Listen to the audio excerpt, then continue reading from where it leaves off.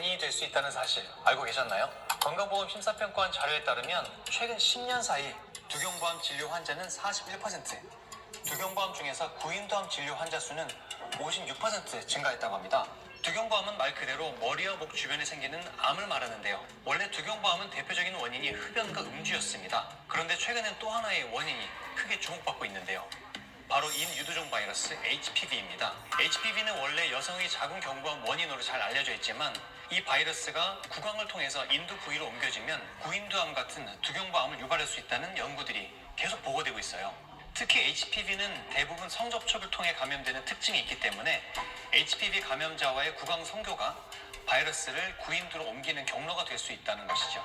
오늘 영상에서는 HPV와 두경부암의 관계에 대해서 알려드립니다. 끝까지 집중해서 봐주세요. 알려드린 내용만 기억하셔도 불필요한 걱정은 줄이고 필요한 확인은 놓치지 않을 수 있을 거예요. 인터넷에서는 구강 성교를 하면 암이 걸린다 이런 말이 있던데 이 말 사실인가요? 구강 성교를 하게 되면 성교 과정에서 발생하는 HPV 감염의 접촉으로 인한 가능성이 증가하게 되고 일부 사람에게서 두경부암이 생길 수 있는 가능성이 올라가는 것이죠. 그래서 단순히 구강 성교를 한 번 했다고 두경부암이 생기는 것은 아니다. 이렇게는 생각할 수 있겠지만 위험성이 완전히 제로다라고 얘기하기는 좀 어렵지 않을까 생각합니다. 그럼 왜 요즘 두경부암 이야기할 때 HPV가 자주 언급되는 걸까요? 예전에는 두경부암의 주요 원인은 흡연과 음주였습니다. 그런데 최근에는 HPV와 관련된 구인두암, 특히 편도암이나 혀기저부암의 빈도가 점점 늘고 있는 게 사실이고요. 그래서 의사들이 HPV도 중요한 두경부암의 원인이라고 생각하고 거기에 대해서 설명을 하고 있는 것이죠. 또 많이 헷갈려하는 부분이 또 이겁니다. HPV는 입으로는 안 옮는다면서요? 입을 통해서 옮기지는 않습니다. HPV는 공기나 침을 통해서 퍼지는 바이러스는 아니고요. 다만 이제 점막과 점막이 직접 닿는 상황에서는 바이러스가 상처난 점막을 통해서 표피층을 통과해서 감염이 발생할 수는 있습니다. 즉 구강성교에서 감염 위험성이 높아진다고 할 수 있겠고요. 또 빈도도 중요합니다. 한 번 정도의 접촉으로 인해서 생기는 것은 아니고요. 반복적으로 지속적인 긴 시간의 접촉에 의해서 위험성이 올라간다고 볼 수 있겠습니다. 그러면 키스로도 옮을까요? 또는 밥을 같이 먹을 때, 숟가락이나 젓가락을 같이 공유할 때, 술잔을 공유할 때 그때도 옮을 수 있을까요? 이 부분은 좀 더 분명하게 말씀드릴 수 있습니다. 일상생활에서의 접촉은 키스, 식기, 침, 술잔 등에 의한 노출은 HPV 전파 가능성이 매우 낮다고 볼 수 있겠습니다. 침에는 우선 HPV의 농도가 낮고요. 접촉 시간이 대부분 짧기 때문에 일상생활과 같은 짧은 접촉 시간에 생기는 경우에는 대부분 안전하다 이렇게 생각하시면 되겠습니다. 반면에 이제 구강성교처럼 마찰로 인한 손상이 잘 생기고 접촉 시간이 긴 경우 또 성관계 빈도가 높은 경우 위험성이 올라갈 수 있겠고요. 이는 구강성교뿐만 아니라 성기 간의 접촉, 그다음 성기 항문 간의 접촉과 같은 점막 대 점막의 접촉일 때는 위험성이 점점 올라간다고 볼 수 있겠습니다. 정리해서 말씀드리면 일상생활에서의 이제 접촉은 대부분 안전하다고 보시면 되고요. 성적 접촉은 조건과 상황에 따라 조금의 위험도의 차이는 있을 수 있다. 이렇게 이해하시면 되겠습니다. 그럼 이 구강성교는 해주는 사람이 더 위험할까요? 아니면 받는 사람이 더 위험할까요? 의학적 확률적으로 봤을 때는 아무래도 HPV가 있는 이 성기나 항문에 부강적 접촉이 일어났을 때 위험성이 좀 더 높다라고 보는 게 맞을 것 같습니다. 그리고 또 이런 반론도 있는데요. 역류성 질환도 두경부암의 원인이 아닐까요? 또 만성 자극도 두경부암에 영향을 준다고 들었는데 또 하나는 두경부암에 걸리면 마치 낙인을 찍히는 것 같다. 그런 이야기가 있어요. 이 말들은 전부 틀리지는 않았습니다. 두경부암은 흡연, 음주뿐만 아니라 만성염증, 위산역류증 외에도 HPV 감염 과정 여러 가지 요인에 의해서 생길 수 있습니다. 그러니까 HPV는 그 중에 하나일 뿐이고요. 통상 HPV 감염으로 인한 두경부암은 예후도 좋아서 치료하는데 어렵지는 또 않습니다. 그런데 이제 모든 두경보험 환자를 HPV 감염으로 몰아가는 것은 문제가 있다라고 볼 수 있겠고요.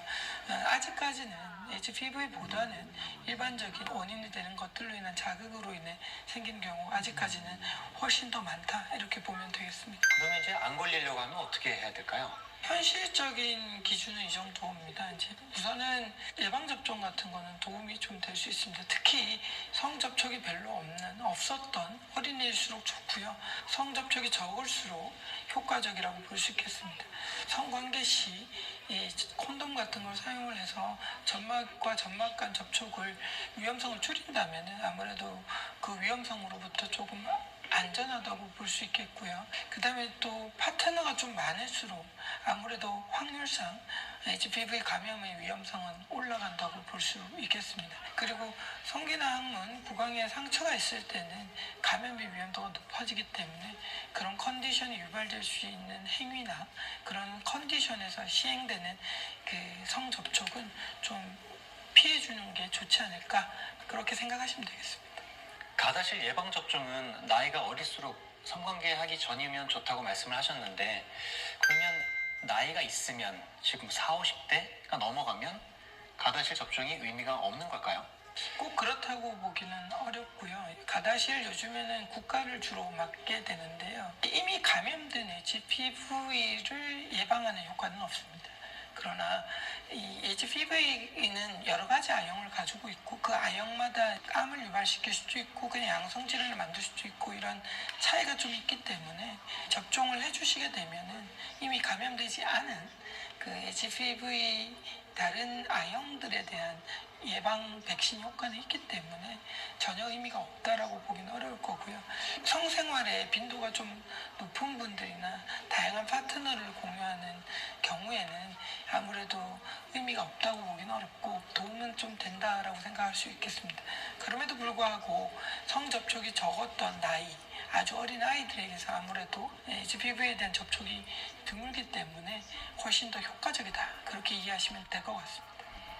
그럼 이제 조건에 따라서 성관계 파트너가 많다던가 관계 횟수가 많은 경우에는 5, 60대가 되더라도 백신을 접종하는 게 좋겠다 그렇게 생각해도 되겠죠? 여유만 된다면 접종하시는 게 도움이 된다고 생각합니다. 마지막으로 그럼 어떤 증상이 있으면 한 번쯤 두경부암을 의심해야 할까요?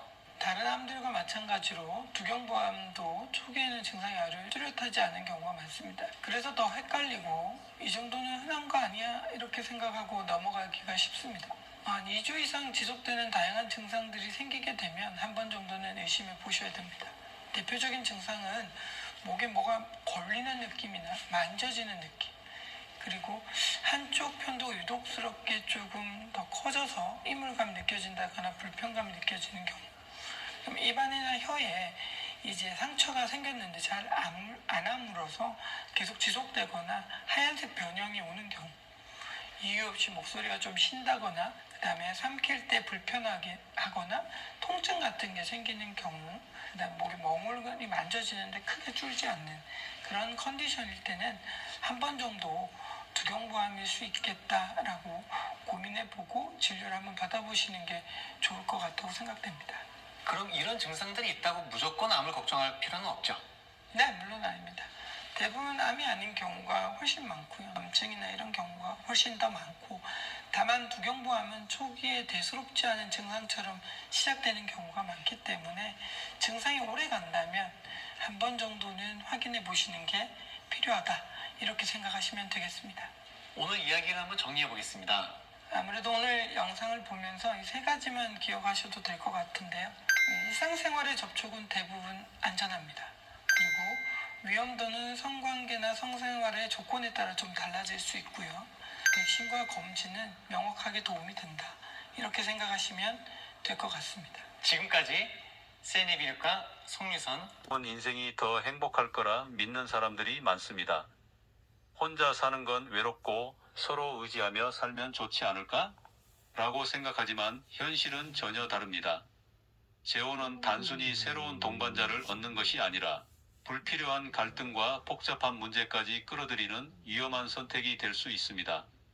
노년에 진짜 필요한 것은 재혼이 아니라 자유와 평온한 삶입니다. 오늘 영상은 노년의 재혼이 미친 짓인 5가지 이유를 알아보겠습니다. 먼저 좋아요, 구독 부탁드립니다. 노년의 재혼이 미친 첫 번째 이유는 내가 배우자의 병수발까지 떠맡아야 하는 상황이 벌어질 가능성이 높다는 것입니다. 처음에는 단순한 감기나 피곤함 정도로 시작될 수도 있습니다. 하지만 배우자가 만성질환을 가지고 있거나 시간이 지나면서 건강이 급격히 악화된다면 결국 내가 병간호를 해야 하는 사람이 될 수 있습니다. 한때는 함께 노후를 즐기자며 재혼했지만 현실은 새로운 가족이 아니라 간병인을 얻은 것과 다름없는 상황이 될 수도 있습니다. 노년의 병수발은 단순한 일이 아닙니다. 약을 챙겨주고 병원에 데려가는 것은 기본이며 상대가 거동이 불편해지면 식사부터 화장실까지 모든 것을 도와줘야 할 수도 있습니다. 더 심각한 것은 배우자가 치매라도 오게 된다면 내 남은 인생을 완전히 병수발에 바쳐야 할 수도 있다는 점입니다. 배우자의 건강이 나빠지면 그 자녀들은 처음에는 부탁드려요. 그래도 부모님이니 잘 돌봐주세요. 라고 말합니다. 하지만 시간이 지나면 연락도 뜸해지고 간병의 모든 부담이 결국 내 몫이 됩니다. 심지어 배우자의 자녀들이 어차피 같이 사는데 모시는 건 당연한 거 아니에요? 라며 간병을 떠넘길 수도 있습니다. 결국 나는 병든 배우자와 홀로 싸우는 처지가 될 수 있습니다.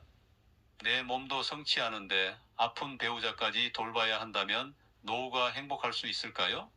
처음에는 서로를 위해 살겠다고 했지만 결국 한쪽이 일방적으로 희생해야 하는 관계가 될 가능성이 높습니다.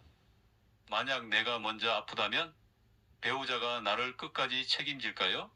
아니면 나도 힘든데 자식들에게 맡기자 라며 외면할까요? 노년에 가장 중요한 것은 건강과 평온한 삶입니다. 하지만 재혼을 하면 내 건강이 나빠질수록 삶이 더 힘들어질 수도 있습니다.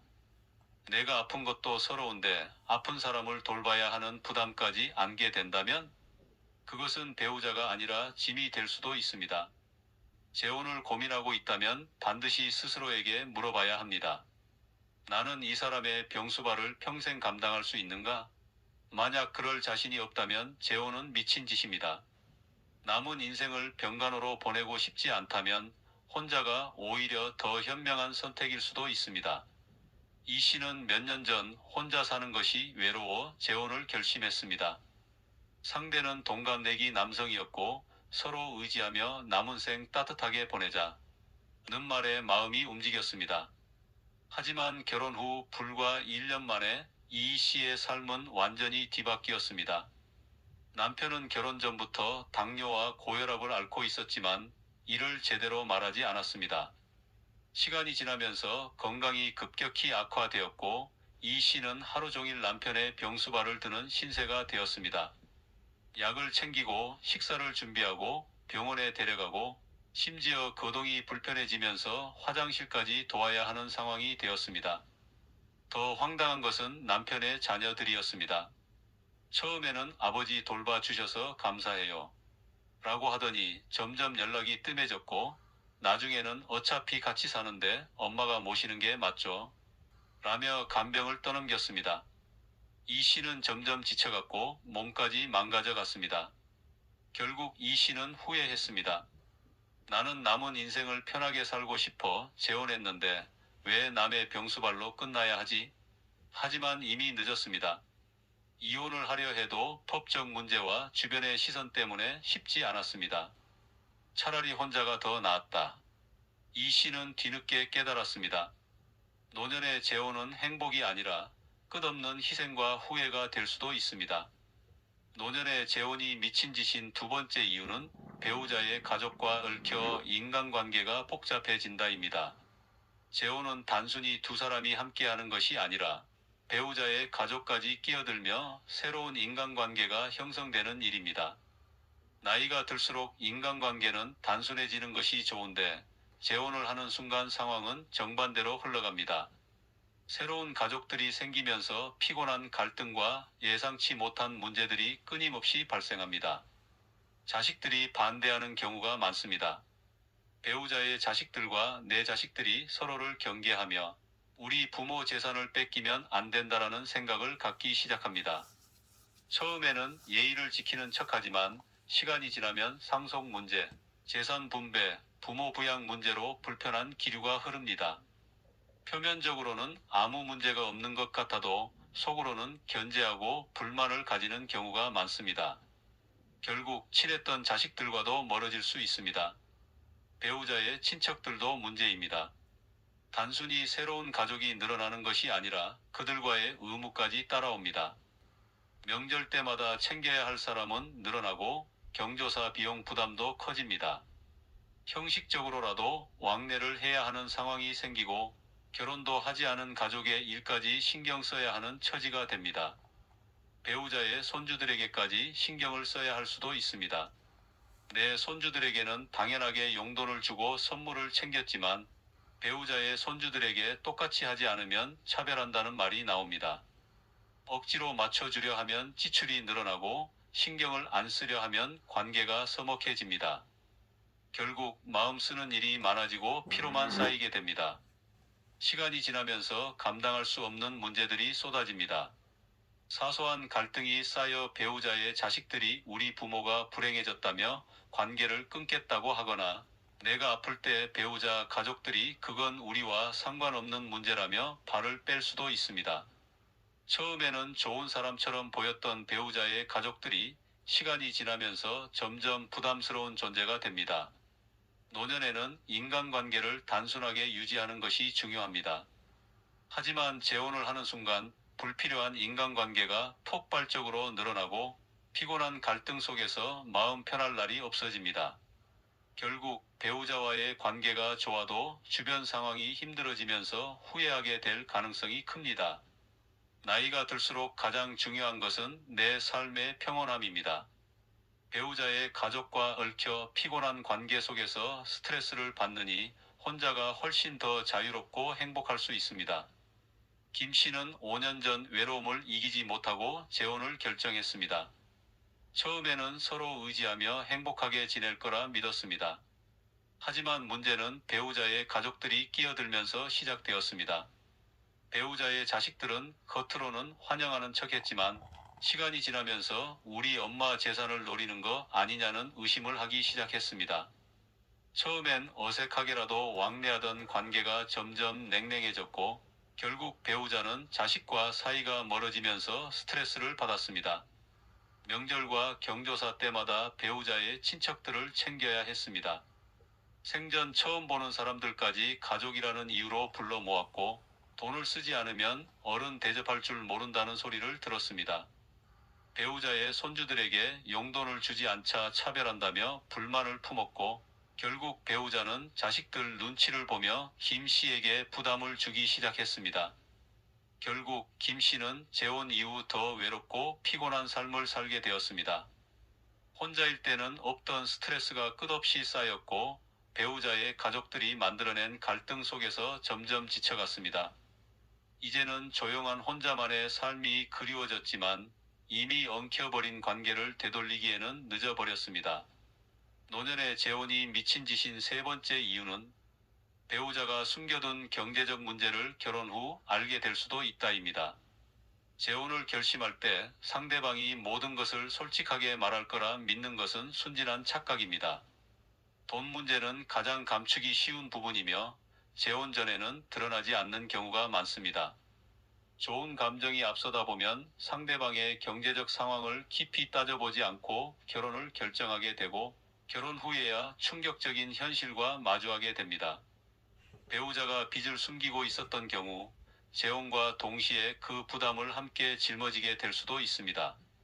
카드빚, 사업 실패로 인한 채무, 자식들이 대신 떠안지 않은 빚까지 고스란히 배우자의 몫으로 남아있을 가능성이 큽니다.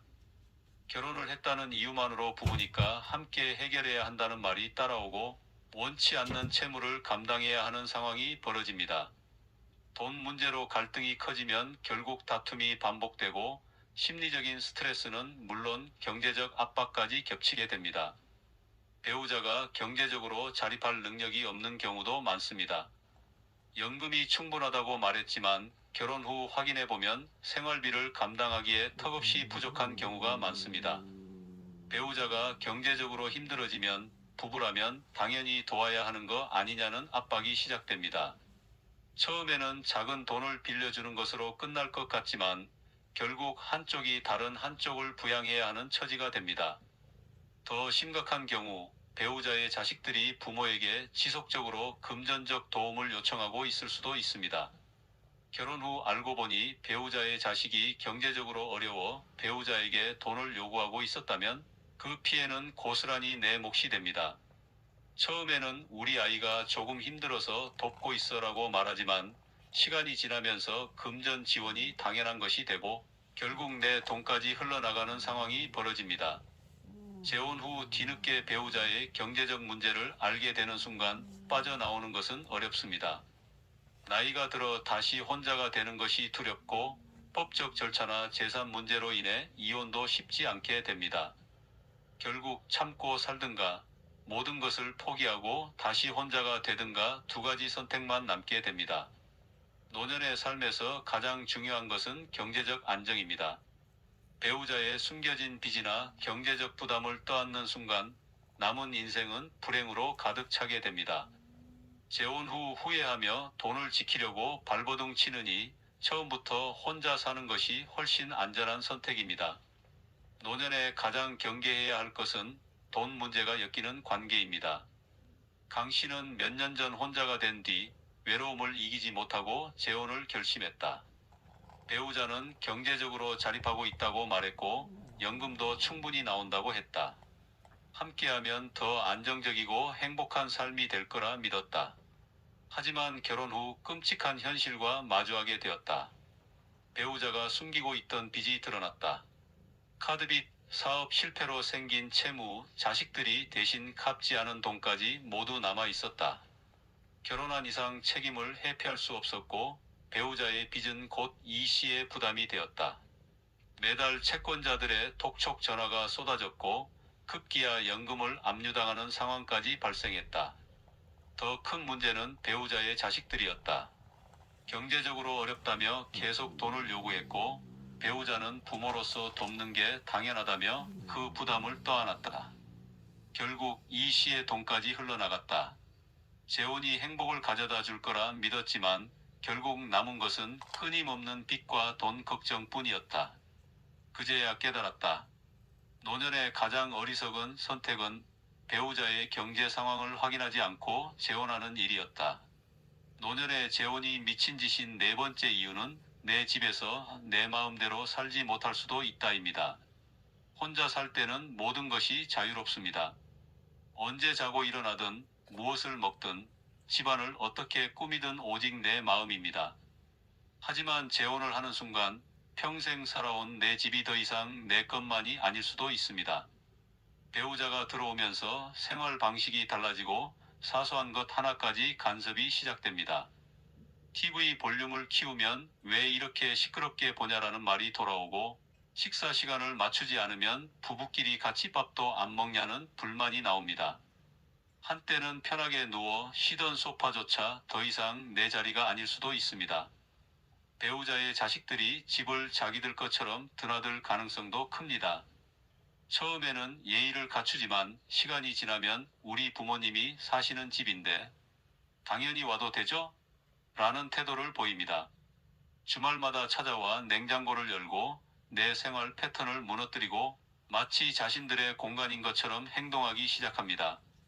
불편함을 느껴도 배우자가 우리 가족인데 그 정도는 이해해야지라며 두둔하면 반박하기도 어렵습니다.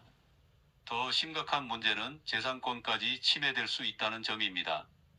배우자가 생활비를 부담했다는 이유로 이제 이 집은 우리 공동의 공간이다라는 주장을 펼칠 수도 있습니다. 법적으로 보호받는다고 생각해도 끊임없는 갈등 속에서 마음 편히 살 수 없는 환경이 만들어집니다. 끊임없는 갈등 속에서 마음 편히 살 수 없는 환경이 만들어집니다. 자식들이 찾아왔을 때 이 집은 이제 당신들 것만이 아니다라는 말을 듣게 될 수도 있습니다. 배우자가 먼저 세상을 떠났을 때 상황은 더욱 복잡해질 수 있습니다. 법적으로 배우자의 자식들에게도 상속권이 생길 수 있고 원래는 내 집이었지만 나중에는 떠나야 하는 처지가 될 수도 있습니다. 내 집에서조차 마음대로 살 수 없는 현실이 닥치면 재혼을 후회해도 이미 늦어버립니다. 노년에는 무엇보다 내 공간에서 편안하게 사는 것이 중요합니다. 재혼을 하는 순간 원치 않는 간섭과 관계가 따라오고 결국 내 집에서도 자유롭지 못한 삶을 살게 될 가능성이 큽니다. 혼자 살면 모든 것이 내 뜻대로 되지만 재혼을 하면 내 집이 더 이상 내 것이 아닐 수도 있습니다. 결국 재혼을 하고 나서야 혼자 살던 때가 훨씬 행복했다는 사실을 깨닫게 됩니다. 내 집에서조차 내 마음대로 살 수 없다면 재혼은 더 이상 행복이 아니라 족쇄가 됩니다. 이 씨는 몇 년 전 외로움을 이유로 재혼을 결심했다. 배우자는 서로 의지하며 편안하게 살자고 했고 이 씨도 그 말에 안심했다. 하지만 결혼 후 상황은 완전히 달라졌다. 배우자는 들어오자마자 집 분위기를 바꿔야겠다며 가구를 옮기고 벽지까지 새로 바꾸려 했다. 텔레비전을 보는 시간부터 밥 먹는 방식까지 간섭이 시작되었고 집안 모든 결정에서 이 씨의 의견은 점점 무시되었다. 이제 혼자만의 집이 아니니 함께 맞춰야 한다는 말이 따라왔고 하루하루가 스트레스가 되어갔다. 더 황당한 일은 배우자의 자식들이 집에 들락날락하기 시작하면서 벌어졌다. 처음엔 인사만 하던 자식들이 점점 자주 오더니 어느 날은 이 방은 좀 비워두는 게 어때요? 라며 공간까지 요구했다. 결국 이 씨는 평생 살아온 내 집에서 눈치를 보며 살아가는 신세가 되었다. 그제야 깨달았다. 재혼을 하는 순간 내 집이 더 이상 내 것이 아니라는 사실을. 혼자 살 때는 자유로웠지만 이제는 내 집에서조차 편히 숨 쉴 수 없는 처지가 되어버렸다. 노년의 재혼이 미친 짓인 5번째 이유는 배우자와 성격이 맞지 않으면 나이 들어 이혼도 어렵다입니다.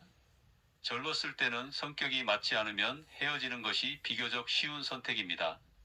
하지만 나이가 들수록 경제적 문제, 건강 문제, 주변의 시선 등 복잡한 요소들이 얽히면서 이혼은 생각보다 훨씬 어려워집니다. 재혼 초반에는 서로 맞춰가며 살 수 있을 것 같지만 시간이 지날수록 작은 생활 습관 차이조차 견디기 힘들어집니다. 결국 참으면서 살든가 어렵게 이혼을 감행하든가 둘 중 하나의 선택지를 강요받게 됩니다. 사소한 생활 방식 차이부터 갈등이 시작됩니다.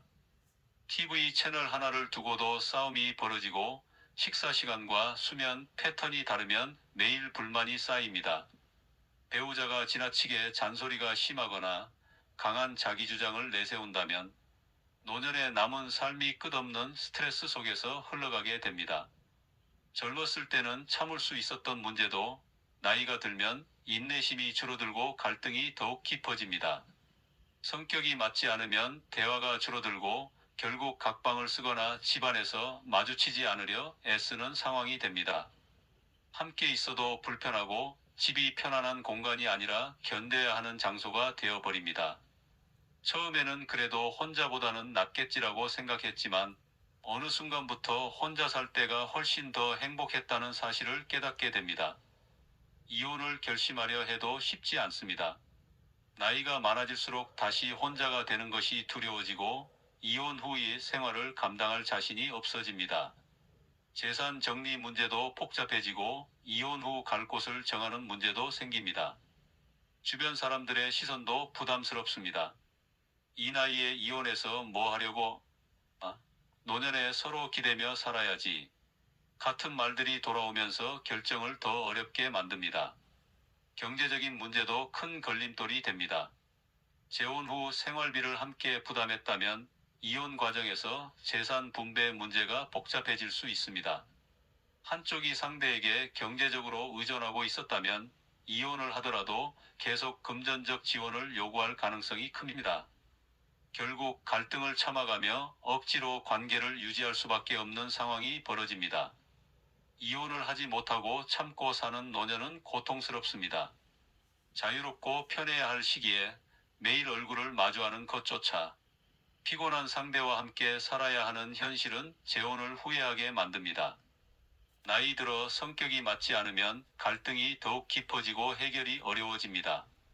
혼자 살면 자유롭고 편하지만 재혼을 하면 원치 않는 관계를 억지로 유지해야 하는 불행한 상황이 될 수도 있습니다. 결국 재혼이 선택이 아니라 족쇄가 되어버리는 순간이 찾아옵니다. 김 씨는 혼자 사는 게 외로워 재혼을 결심했다.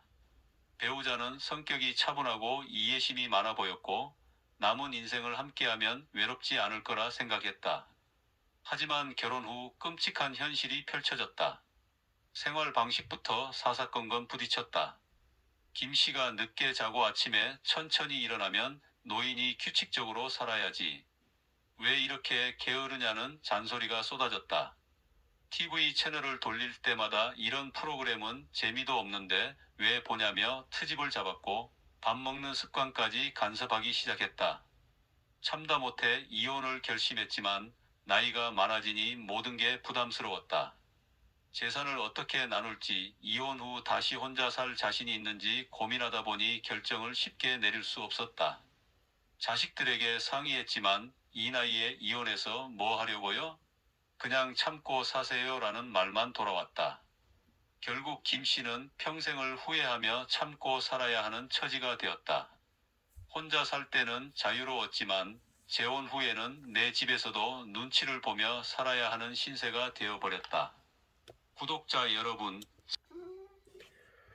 지금 여러 노인들 그 소개하는 사이트가 있는데 외롭다 그래가지고 이제 그 사연을 좀 많이 듣고 여자든 남자든 또 지금 뭐 경제적으로 어려우니까 뭐 자상한 남자, 재산 있는 남자, 집 있는 남자, 연금 있는 남자 뭐 이런 거 찾이고 또 여자는 미모가 어떻고 키가 어떻고 몸매가 어떻고 몸무게가 어떻고 따지는데 이 재혼 잘못해가지고 참 혼자 외롭다고 재혼 잘못해가지고 그 다음부터 그 뭐 딸린 식구들 뭐 주변의 인과관계 한도 끝도 없는 거예요. 그러니까 돈 많은 남자 돈 많다 그래가지고 덥수덕 여자 얼굴 보고 재혼을 결심해가지고 그때부터 이제 행복 시작이 아니고 불행 시작, 고통 시작이다 이거예요. 그 말도 일리가 있는 것 같아요. 혼자는 외롭고 둘은 괴롭다고 괴로움의 시작이 이제 시작된 거예요. 내 집에서도 내가 맘대로 못하고 내 돈 갖고 내가 맘대로 못 쓰고 나중에는 복잡한 거에 이제 혼인신고 해갖고 저번에도 내가 한번 그 제주도에 뭐 사는 남자가 여기 뭐 어디 뭐 수원인가 어디 사는 여자 보니까 그 사람들 만난 지 한 달도 안 돼갖고 서로 뭐 합가를 결정했다 하고 혼인신고 하고 살기로 했다 하고 막 덤벙대고 그러는데 몇 년 살아가지고 어떻게 될지 모르겠어요. 남자는 재산이 좀 있는 것 같더라고. 여자가 재산이 있으니까 달라붙지 당연히요. 근데 나중에 그거 복잡한 문제 어떻게 해결하려고 참 재혼 신중하게 생각해야 됩니다. 하여간 요 지금 얘기 들어보면은 인간관계가 참 제일 어려워요. 그러다 보면은 콜라텍이 최고다 이거예요. 콜라텍 와서 놀고 이름도 나이도 사는 것도 묻지 않아요.